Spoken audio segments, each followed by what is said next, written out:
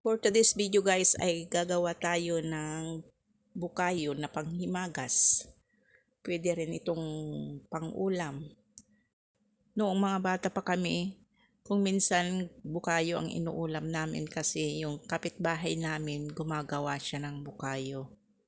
Ang mahirap lang dito yung magkayod. Pero pag lulutuin mo na, madali lang siya.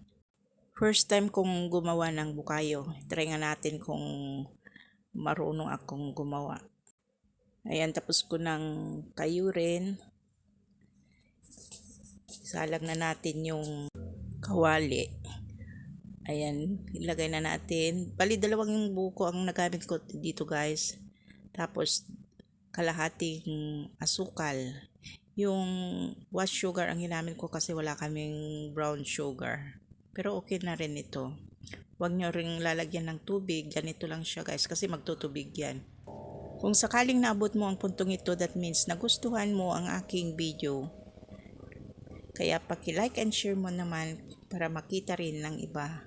At kung hindi ka pa nakapag-subscribe sa aking YouTube channel, Australia Vlog, mag-subscribe ka na para updated ka palagi sa aking mga ina-upload.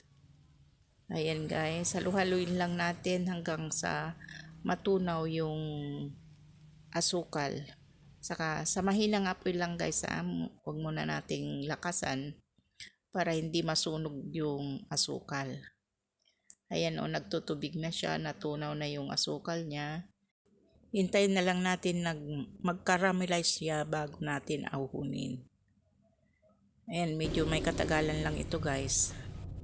O, ayan na, nag-umpisa na siyang mag-caramelize. Ayan o, pwede na ito. Ahunin na natin, lagay na natin sa bilao para lumamig. Maraming salamat guys sa panonood sa aking mga videos.